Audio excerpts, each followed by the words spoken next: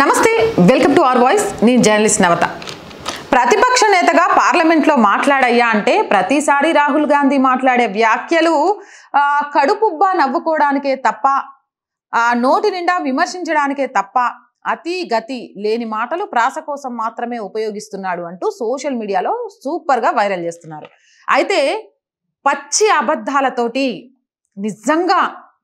నిజంగా కూడా దేశద్రోహి చర్యలను రాహుల్ గాంధీ చేస్తున్నారు అంటూ కొంతమంది మేధావులు రాజకీయ విశ్లేషకులు కూడా అభివర్ణిస్తున్నారు. అజిత్ దోవెల్కి రాజకీయాలకు ఏం సంబంధం అని అజిత్ దోవెల్ని తీసుకొచ్చారు. దేశ రక్షణ విభాగంలో కీలకమైన వ్యక్తి అజిత్ దోవెల్ గురించి రాహుల్ గాంధీ మాట్లాడుతున్నాడు అనంటే దానికి సిగ్గుపడాలి.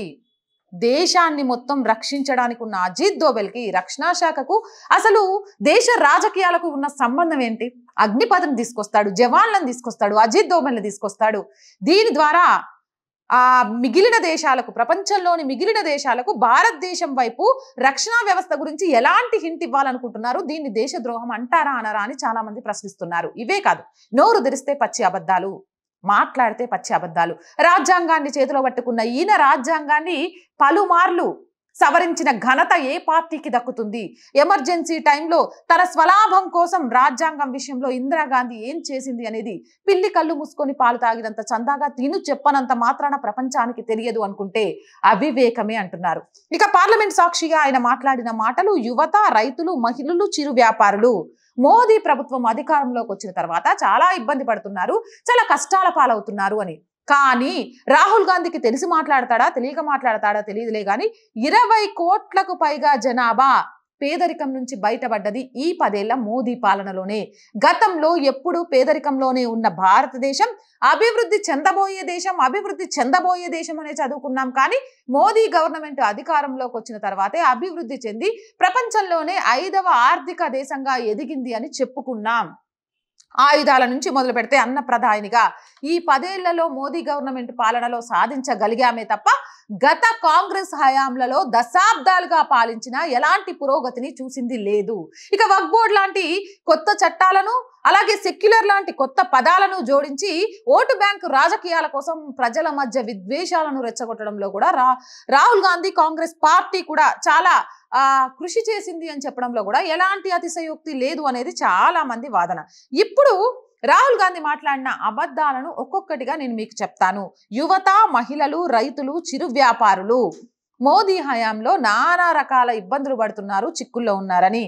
యువత దేనికోసం ఇబ్బంది పడుతోంది?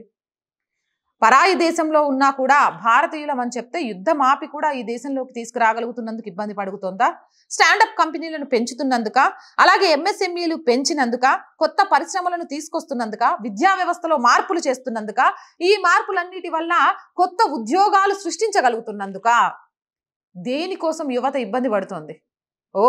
కాంగ్రెస్ లాగా ఫ్రీ పీస్ చెప్పి మోసం చేయలేదనా?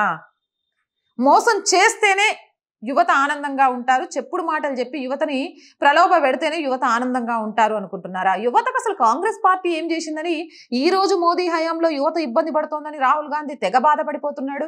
ల్యాప్టాప్లు అన్నారు, ఒక్కొక్కరికి నిరుద్యోగ భృతి లాంటి పైసలు ఇస్తామని చెప్పిండ్రు, చాలా మాటలు ఇచ్చిండ్రు. ఏం సాధించింది అసలు? దశాబ్దాలుగా పాలించిన కాంగ్రెస్ యువత కోసం ఏం చేసింది? ఫ్రీ పీస్లు అలవాటు చేయడం, ఫ్రీ పీస్లను అనౌన్స్ చేసి మోసం చేయడం తప్ప ఏం చేసింది? ఈ రోజు యువత ఉపాధి పరంగా, ఉద్యోగ పరంగా తమ కాళ్ళ మీద తాము నిలబడుతూ, తమ కంపెనీలను సృష్టిస్తూ, తమ కంపెనీల ద్వారా కొన్ని 10ల సంఖ్యలో, 100ల సంఖ్యలో, 1000ల సంఖ్యలో నిరుద్యోగులకు ఉద్యోగ అవకాశాలు కల్పించే విధంగా యువతలో మార్పు తీసుకురావడానికి స్టాండప్ కంపెనీలు, ఎంఎస్ఎంఈలు, కొత్త పరిశ్రమలు, అలాగే విద్యా వ్యవస్థలో మార్పులు ఇవన్నీ తీసుకొస్తుంటే యువత ఇబ్బంది పడిపోతుంది అని మాట్లాడే రాహుల్ గాంధీ అబద్ధాలను నమ్మేది ఎవరు? ఇక మహిళలు ఇబ్బంది పడుతున్నారు అనే మాటని మహిళలను మోసం చేసిన రాహుల్ గాంధీ లాంటి వాళ్ళే చెప్పాలి. మొన్నటికి మొన్న యూపీలో ఎలా సీట్లు సాధించారు? నెలకు 8,500 ఇస్తాం, సంవత్సరానికి ఎంతమంది ఆడపిల్లలు ఉంటే అంతమందికి ₹1,00,000 ఇస్తామని మోసం చేస్తే ఆ కార్డులు పట్టుకొని వస్తే కాంగ్రెస్ ఆఫీసులో నుంచి బయటికి రావడానికి మొఖాలు లేవు. ఉచిత గ్యాస్ ఇస్తాం, ఉచిత బస్ ఇస్తాం, లేకపోతే ఉచిత కరెంటు బిల్లు ఇస్తాం, ఇంట్లో కూర్చున్న ఆడోళ్లకు 2,500 ఇస్తాం. ఎక్కడ ఇచ్చిండ్రు? ఎంతమందికి ఇచ్చిండ్రు? అదే కదా మీరు చేసిన మోసాన్ని పసిగట్టిన మహిళలే కదా కర్ణాటకలో లోక్సభ ఎన్నికల్లో బుద్ధి చెప్పింది. ఇక మోదీ 10 ఏళ్ల పాలన గురించి మాట్లాడుకోవాల్సి వస్తే డ్వాక్రా రుణాలు 2 లక్షల దాకా పెంచారు. మహిళల కోసం ప్రత్యేక వసతులను కల్పించారు. పారిశ్రామిక రంగంగా మద్దతునిచ్చారు, ప్రోత్సహిస్తూ వచ్చారు. అంతేకాదు విద్యా వ్యవస్థలో కూడా మహిళలకు ప్రాధాన్యతనిస్తూ మహిళలు ప్రతి దాంట్లో కూడా అగ్రగామిగా నిలవడానికి ఏం చేయాలి అనే దానికి సంబంధించి అన్ని రకాలుగా చేయూతను అందిస్తూ వచ్చారు. ఫ్రీ పీస్ అనేదే కాదు, ఎంతో మందికి అమ్మ కష్టం తెలిసిన మోదీ ఎంతో మందికి ఉచితంగా సిలిండర్, ఎక్కడా కూడా తన పేరు లేకుండా ప్రధానమంత్రి ఆవాస్ యోజన, ప్రధానమంత్రి ఇంకొకటి అని ఏమంటారు వ్యవస్థను పరిచయం చేస్తూనే ఎంతో మందిని ఆదుకుంటూ వచ్చాడే తప్ప పేరు కోసం ఆలోచించలేదు. ఏం చేశాడు అని ఈరోజు మహిళలు బీజేపీ మోదీ హయాంలో నరక యాతన పడుతున్నారు అనేది చెప్పాలి. ఇక చిరు వ్యాపారులు రైతుల గురించి మాట్లాడుకుందాం. రైతుల రుణమాఫీ విషయంలో కానీ, రైతులను ఆదుకోవడంలో కానీ, లేకపోతే ఫేక్ రైతు ఉద్యమాల ద్వారా రెచ్చగొట్టే ప్రయత్నం కానీ చేసిన రాహుల్ గాంధీకి నిజమైన రైతులకు మేలు చేయడం అంటే ఏంటో అర్థం కాకపోయి ఉండొచ్చు. ప్రతి ఏడాది మద్దతు ధరను పెంచుతున్నందుకు రైతులు ఇబ్బంది పడుతున్నారా? అలాగే రైతులకు సంబంధించిన బడ్జెట్ ని పెంచుతున్నందుకు ఇబ్బంది పడుతున్నారా? ఎరువులలో సబ్సిడీ ఇస్తున్నందుకు ఇబ్బంది పడుతున్నారా? రైతులందరికీ కూడా కేంద్ర ప్రభుత్వం ఏదైతే ఇస్తా అన్నదో సకాలంలో ఆ పైసలు వేస్తున్నందుకు ఇబ్బంది పడుతున్నారా? కొత్త వంగడాలను సృష్టిస్తున్నందుకు ఇబ్బంది పడుతున్నారా? అలాగే ఎరువుల రహిత వ్యవసాయం చేయడానికి ప్రత్యేకంగా కూడా వసతులు కల్పిస్తూ వారికి ప్రోత్సాహకాలు ఇస్తున్నందుకు ఇబ్బంది పడుతున్నారా? ఏ విషయంలో రైతులు ఇబ్బంది పడుతున్నారు? మోదీ ప్రభుత్వ హయాంలో, కాంగ్రెస్ ప్రభుత్వ హయాంలో మేము చేసిన గొప్ప పని ఇది. ఈ పనిని మోదీ సర్కారు తీసేసి రైతులను ఇబ్బంది పెడుతుంది అనే ఒక సందర్భాన్ని చూపించి మాట్లాడాలి. ఫేక్ రైతు ఉద్యమాలు కాకుండా, అసలు ఆ చట్టాలు ఏంటో అనేది తెలుసుకోకుండా, ఆ చట్టాలను రానియకుండా, అసలు ఎక్కడ ఎప్పుడు అవసరము అనే సెంటిమెంట్ను రాజేస్తూ ఫేక్ ఉద్యమాలను చేస్తున్న రాహుల్ గాంధీకి తన కాంగ్రెస్ పార్టీ అధికారంలో ఉన్న ఏ రాష్ట్రంలో రైతులకు న్యాయం చేస్తున్నారు, ఇచ్చిన మాటను నిలబెట్టుకున్నారు అనే విషయాన్ని చెప్పాలి. ఇక మరొక అబద్ధం, చిరు వ్యాపారులు. ఈరోజు చిరు వ్యాపారాలంతా కూడా గతంలో ఒక టీ స్టాల్ పెట్టుకోవాలి, ఒక చిన్న కూరగాయల బండి పెట్టుకోవాలంటే అడ్డికి పావుసేరు గిరిగిరిల చొప్పున తీసుకొని ఆ డబ్బులు కట్టలేక, వ్యాపారాన్ని ముందుకు తీసుకెళ్ళలేక, లాభాలు రాక సతమతం అవుతున్న ప్రతి చిరు వ్యాపారికి కూడా ముద్రా లోన్స్ ఇచ్చారు. వ్యాపారాన్ని బట్టి 50,000 నుంచి మొదలు పెడితే ఈ రోజు ముద్రా లోన్స్ 20 లక్షల వరకు కూడా ఇస్తున్నారు. అంతేకాదు QR కోడ్ వ్యవస్థను తీసుకొచ్చి ప్రతి రూపాయి తమ అకౌంట్కు రావడం ద్వారా మోసం లేకుండా ఒక వ్యాపార విధానం జరిగేందుకు అవకాశాన్ని కల్పించారు. ఈరోజు చిరు వ్యాపారం భారతదేశంలో డెవలప్ అయిందా లేదా అనేది చూసిన తర్వాత మాట్లాడాలి. మరి ఎవరిని మోసం చేశారు? ఈ అబద్ధపు మాటలు, పనికిరాని మాటలతో పార్లమెంటు సమయాన్ని వృధా చేయడం తప్ప ఏది ప్రజల కోసం ఉపయోగించే ఒక్క విషయాన్ని రాహుల్ గాంధీ ఎత్తుకున్నాడు అనేది చెప్పాలి.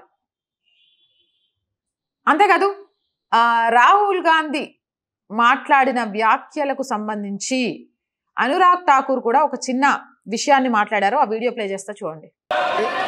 इन्होंने राजीव को हिंसा के साथ जोड़ने की बात कही, कमल को हिंसा के साथ जोड़ने की बात कही, लेकिन मैं कहना चाहता हूं मां लक्ष्मी का आसन भी कमल है, हमारा राष्ट्र पुष्प भी कमल है, और जिस पद्मासन मुद्रा में सिंधु सभ्यता में भगवान शिव की पशुपति नाथ के रूप में मूर्ति मिली थी, लोकमान्य तिलक पद्मासन मुद्रा में ही समाधिलीन हुए थे।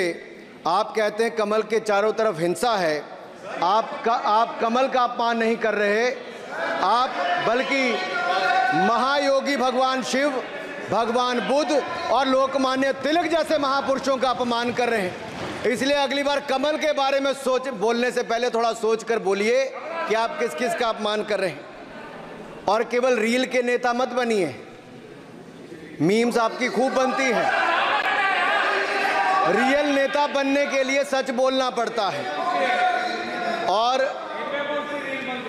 और सर कुछ लोग एक्सीडेंटल हिंदू हैं और महाभारत का ज्ञान भी एक्सीडेंटल है।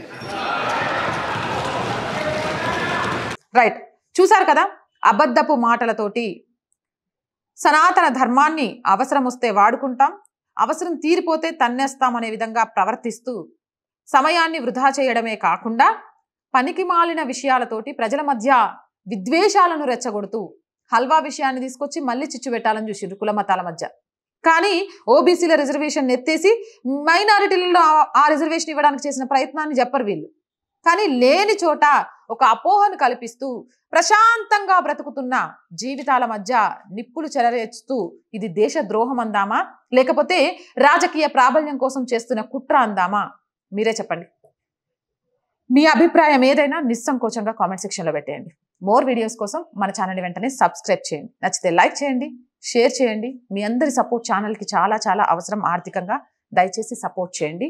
జై భారత్. జాతీయవాదాన్ని, సనాతన ధర్మాన్ని దేశానికి రెండు కండ్లుగా భావిస్తే మాతో కలిసి మీరు నినదించండి, మాకు తోడుగా నిలవండి. కింద కనిపిస్తున్న అకౌంట్ డీటెయిల్స్కి, ఫోన్పేకి, గూగుల్ పేకి ఆర్థికంగా చేయూతనందిస్తూ మాకు అండగా నిలవండి. ఆర్థికంగా మీ చేయూత మాకెంతో అవసరం.